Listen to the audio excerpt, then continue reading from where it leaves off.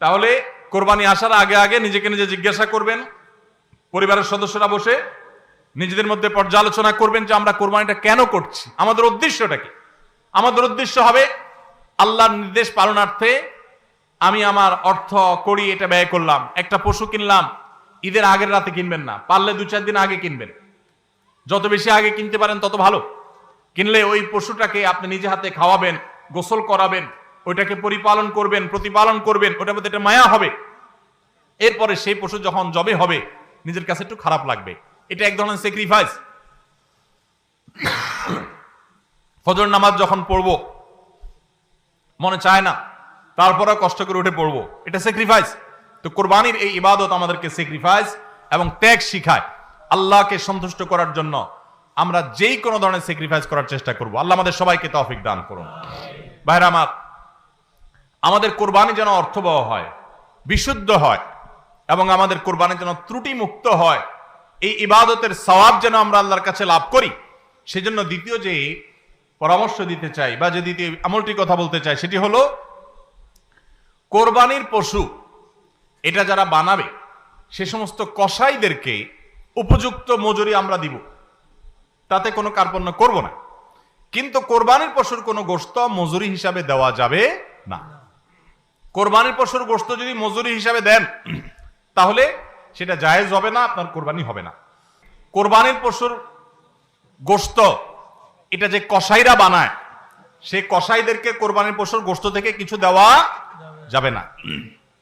এখন আপনি বলবেন, ভাই কেমন কথা, যেই বেচারা কোরবানির পশুটা জবে করলো, সরি গোশতটা প্রস্তুত করলো, চামড়াটা ছিললো, এত কষ্ট করে বানাইলো, গোশতগুলো সব নিয়ে বাসাতে উঠে যাবো আর তার কিছুই দিব না, কেমন হয়?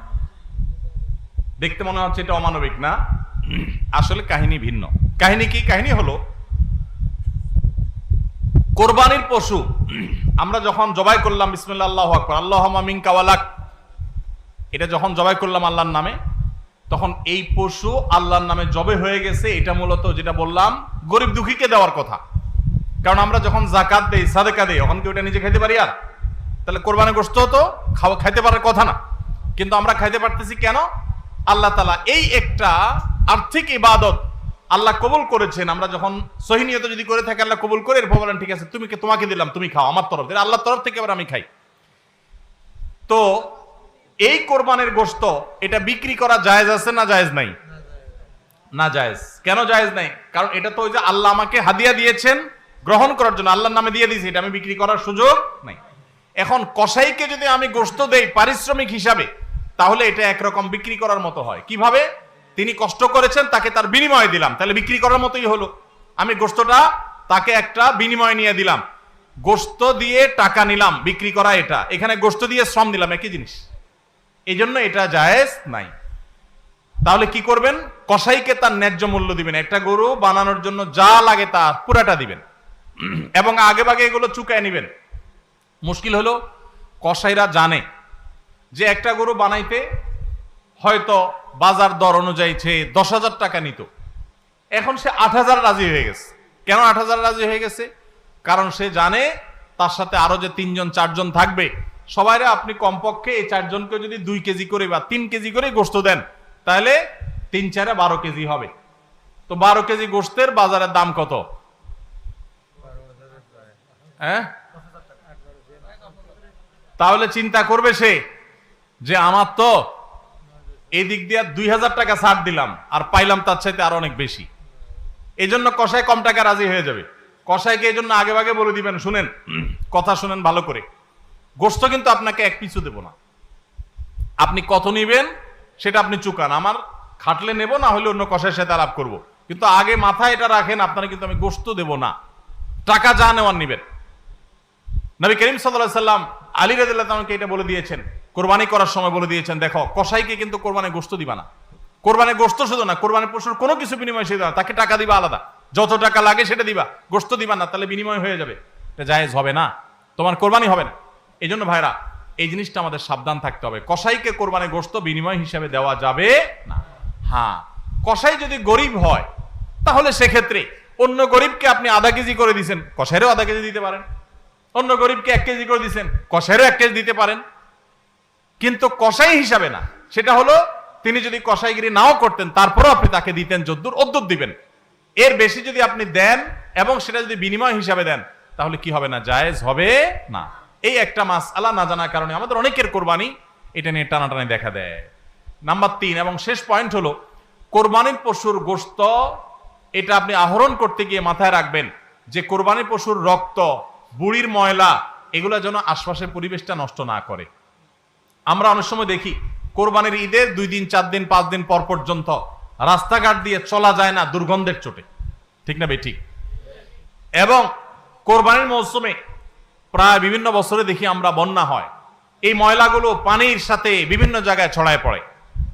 বিশেষ করে আমাদের বাইরে আশেপাশে রাস্তাঘাট দিয়ে পথচারীরা যখন চলে, আপনার কোরবানির পশুর দুর্গন্ধ, এটার ময়লা, রক্ত এগুলো যদি আশপাশে পরিবেশ নষ্ট করে, মানুষের নাক ধরে, মানুষ অসুস্থ হয়, নানা রকমের রোগ তৈরি হয়, এখান থেকে নানা রকম রোগবালাই ছড়ায় এবং মানুষের কষ্টের কারণ হয়, তাহলে কোরবানি দিয়ে আপনি সওয়াবের পরিবর্তে গুনাহ হওয়ার আশঙ্কা আছে। এই জন্য নিজ দায়িত্বে আমার পশুর কোরবানির রক্ত গর্ত করে এমন ভাবে কোরবানি করব যে সব গর্তে চলে যাবে এবং মাটি চাপা দিয়ে দিব এবং পানি দিয়ে এমন ভাবে পরিষ্কার করে দিব, ব্লিচিং পাউডার ইত্যাদি দিয়ে এমন ভাবে পরিষ্কার করব যাতে করে আশপাশে কোনো মানুষের কষ্ট না হয়। অনেকে আছেন কোরবানির বুড়ির ময়লাগুলা যেখানে সেখানে ফেলে দিয়ে রাস্তার পাশে উনি বুড়িটা নিয়ে চলে গেছেন। এটা কোনো ভালো মুসলমানের কাজ না, এটা ফাসেক মানুষের কাজ। নবী করিম সাল্লাল্লাহু আলাইহি সাল্লাম ঈমানের শাখা বলতে গিয়ে বলেছেন ইমাতাতুল আযা আনিত তারিক, ঈমানের একটা শাখা হলো রাস্তায় এমন কিছু যদি কেউ কষ্ট ফেলে রাখে যেটাতে আরেকজনের কষ্ট হয়, সেটা আপনি আরেকজন ফেললে আপনি সরাই দিবেন, এটা হলো ঈমানের দাবি। আর আপনি নিজে যদি ফালান সেই জিনিসটা, যে জিনিসটা মানুষের কষ্ট হয়, তাহলে এটা তো কুফরির অঙ্গ হবে। কথা কি বুঝাতে পারছি? আমরা অনেকে কোরবানি করি কিন্তু এই জিনিসগুলো খেয়াল করি না যে আমার কোরবানিটাকে অনর্থক করে দিতে পারে, অর্থহীন করে দিতে পারে, সওয়াবের পরিবর্তে গুনাহ হতে পারে। এজন্য কোরবানির পশুর রক্ত, ময়লা, বুড়ির ময়লা এই সবগুলোকে আমরা নিজ দায়িত্বে একেবারে পরিষ্কার করে রাখবো। মনে থাকবে তো ইনশাআল্লাহ? আল্লাহ তাআলা আমাদের সবাইকে কোরবানির এই ইবাদতকে আল্লাহকে সন্তুষ্ট করবার উদ্দেশ্যে খালেস এবং বিশুদ্ধ নিয়তে, সহি নিয়তে এবং এই কোরবানিকে আল্লাহ তাআলা বিশুদ্ধ উপায়ে আমাদেরকে সবাইকে সম্পাদন করার তৌফিক দান করুন। আমাদের কোরবানির পশুর রক্ত বা পশুর কোনো কিছু দুর্গন্ধ বা কোনো কিছু, কোনো ময়লা যেন পরিবেশকে দূষিত না করে, মানুষের কষ্টের যেন কারণ না হয়। আল্লাহ তাআলা আমাদের সবাইকে সে বিষয়গুলোকে মেনে চলার তৌফিক দান করুন। কে কত ভালো কোরবানি করলেন, কে কত ভালো মুসলমান, দায়িত্বশীল মুসলমান, এটা বোঝা যাবে কোরবানির পর পশু যেখানে কোরবানি করেছেন আশেপাশে কোনো জায়গায় কতটা পরিষ্কার আছে না আছে, এটার উপরে। এটা হলো মিটার, এটা দিয়ে মাপা যাবে যে আপনি মুসলমান, ইসলাম কতটা বুঝছেন। শুধুমাত্র জবাই করলেন আর গোশত খাইলেন ইবাদত হয়ে গেল, এত সোজা না। আল মুসলিমু মান সালিম আল মুসলিমুনা মিন লিসানিহি ওয়া ইয়াদিহি, যার হাত মুখ দ্বারা অন্য মুসলমান নিরাপদ থাকে সেই মুসলমান। আপনার জবাই করা পশুর রক্ত, এটার গন্ধ কয়দিন পরে ছড়াচ্ছে, শুকায় রক্ত গন্ধ বাইর হয়েছে, ময়লা আছে সেগুলোর গন্ধ বাইর হয়েছে, তা অন্য মানুষের কষ্ট হচ্ছে, আপনি মুসলমান হতে পারলেন না, আপনার এটা ইবাদত হলো না।